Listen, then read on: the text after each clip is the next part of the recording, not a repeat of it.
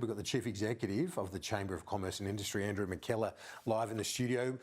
It's not obviously what many had anticipated, but I don't think you'd be too surprised given our recent discussion where you said that a lot of your members were reporting a softness in the economy already at the end of last year. Well, that's exactly right, Kieran. I think it does gel with some of the business surveys that we've seen, coming out of the December quarter. There was an appreciable softening of business conditions, and I think it goes to what we were saying previously. I think here we've got to urge the Reserve Bank to take account that some of these indicators in the real economy are turning down a bit. They're showing signs of softness. So as it considers what it's going to do in terms of its next step on interest rates, I would urge them, just to pause for a moment and let's not do too much damage to the economy. Do you think that this will help in that regard? Oh, look, I think it's another piece of evidence. So let's hope that inflation has peaked. Obviously, that's higher than anyone would like, but let's hope that we can start to see that pulling back in the months ahead. In the meantime, let's not take a risk, damaging the economy. When you look at the situation with retail trade, that's even before all of those mortgages that have been on fixed rates.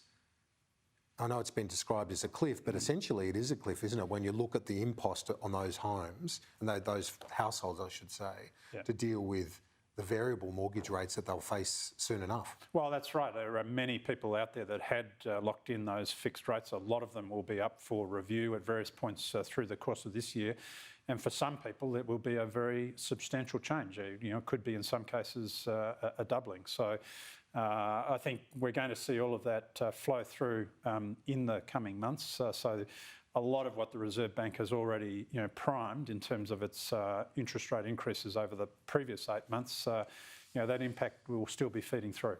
The Treasurer in his essay this week has argued a number of things. He's generated a lot of reaction to it. One of the things that he did propose is a renovation of the RBA. There is a review underway. What do you think about this idea that he discussed, or referred to essentially, is changing the rate, inflation target rate of 2 to 3% to maybe increase that, to give it, the RBA, more scope? Has that got any merit? Well, I think there's a lot of merit in the fact that the Treasurer is out there articulating, I think, some ideas around the direction of economic policy.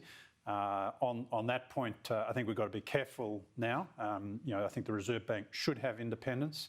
Whether or not simply pursuing an interest rate target at this point in time, or an inflation target at this point in time, is the only way to go. There are other options on the table. There's a review in place.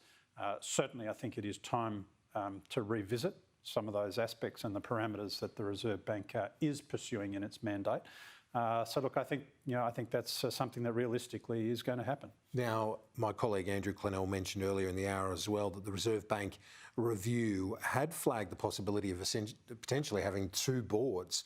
One RBA board that looks after managing the bank, the other which sets interest rates, which opens up the option of having more economists determine where rates go. Again, is that a reform that appeals to you? Well, I think these are all ideas, and you've got to look at some of the precedents around the world as to how this has been approached. So look, clearly one of the issues that's been raised in that review is how we ensure that there is strong and independent economic advice influencing the setting of monetary policy. That needs to be brought to the RBA board in some form or other.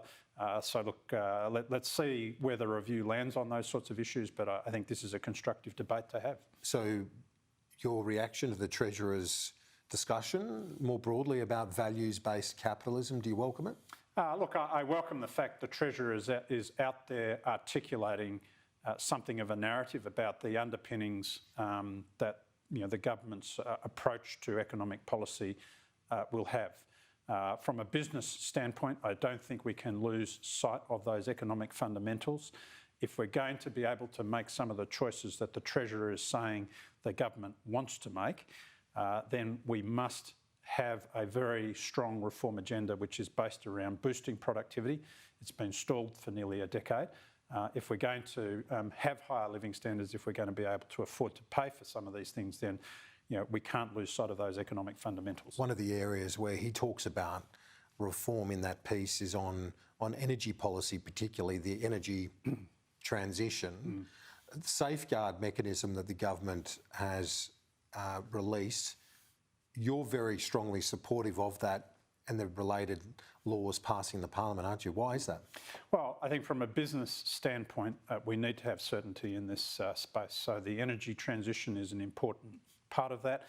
Having a clear pathway to meet the targets in terms of getting to a net zero emissions outcome by mid-century and having the interim steps along the way, this is very important. And I think the government has put a lot of work into the safeguard mechanism. They've consulted closely. I think they've come up with some good options which business is supportive of, including those largest emitters who will be most affected by that mechanism. So I think we've got some, a pathway forward here that will help secure investment, underpin the transition that we need to make on energy to get to that lower emissions future. So we're strongly urging that there is a bipartisan approach on this and that we get a reasonable outcome that will encourage investment. We don't want to end up with a situation where the government's forced into a corner negotiating with the Greens on something that will probably end up being more destructive. It doesn't look like there will be bipartisanship on it. The Liberal Party described the increased carbon mechanism or the safeguard mechanism as a carbon tax. Well, Are you concerned by that? The safeguard mechanism is something that originated during the Abbott government. So it is originally a construct of the coalitions. It's been strengthened in the consultations the government's now been undertaking. So look, I think we've got to have a realistic outcome here, and I would really encourage them to try and be bipartisan on this issue. Andrew McKellar from ACCI, appreciate your time as always. Talk to you soon. Thanks, Kieran.